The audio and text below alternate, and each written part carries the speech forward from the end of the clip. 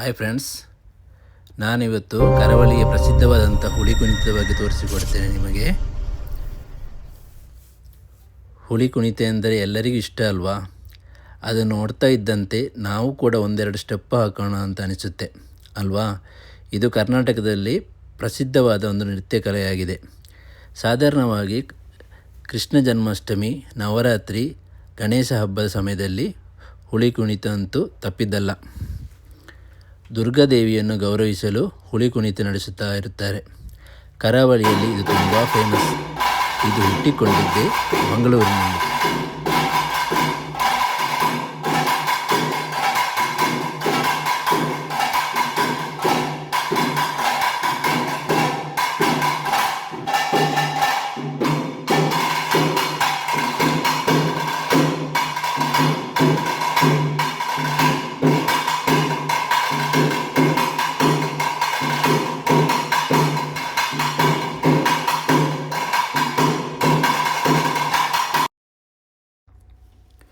ಹುಲಿ ಕುಣಿತ ಹೇಗೆ ಹುಟ್ಟಿಕೊಳ್ಳುತ್ತೆ ಎಂಬುದಕ್ಕೆ ಹಲವಾರು ಕಥೆಗಳಿವೆ. ಅದರಲ್ಲಿ ಇದೊಂದು.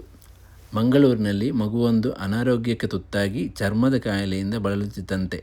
ನಡೆಯಲು ಸಹ ಆ ಮಗುವಿಗೆ ಆಗುತ್ತಿರಲಿಲ್ಲವಂತೆ.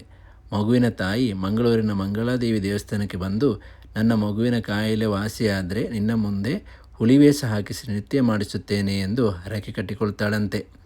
ದೇವರಲ್ಲಿ ಕೇಳಿಕೊಂಡಿದ್ದೇ ತಡ, ಆ ಮಗು ಮೊದಲಿನಂತೆ ಆಗುತ್ತಂತೆ. ಅದಕ್ಕೆ ಆ ತಾಯಿ ಮಗುವಿನ ಹುಲಿವೇಷ ಹಾಕಿಸಿ ನೃತ್ಯ ಮಾಡಿಸ್ತಾಳಂತೆ. ಅಂದಿನಿಂದ ಜನ ಹರಕೆ ಕಟ್ಟಲು ಶುರು ಮಾಡಿದ್ರಂತೆ. ಇನ್ನೊಂದು ನಂಬಿಕೆಯ ಪ್ರಕಾರ ಹುಲಿಯು ದುರ್ಗಾ ಪರಮೇಶ್ವರಿಯ ವಾಹನ.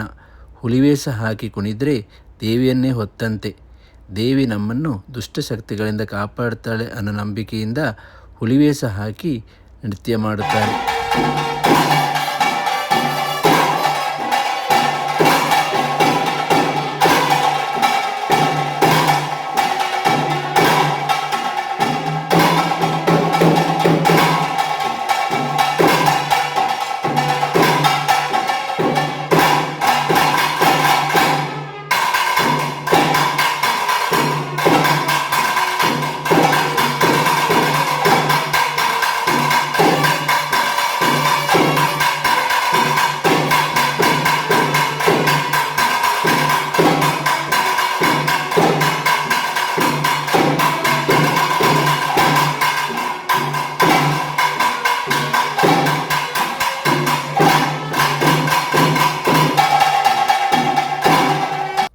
ಫ್ರೆಂಡ್ಸ್, ಇದಿಷ್ಟ ಆಗಿತ್ತು ಇವತ್ತಿನ ವಿಡಿಯೋ.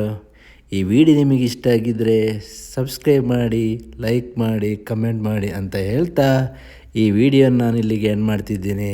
ಬಾಯ್ ಬಾಯ್. ಮತ್ತಷ್ಟು ವಿಡಿಯೋದೊಂದಿಗೆ ನಿಮ್ಮೊಂದಿಗೆ ಭೇಟಿ ಆಗ್ತಿದ್ದೀನಿ. ಅಲ್ಲಿವರೆಗೆ ಕಾಯ್ತಾ ಇರಿ.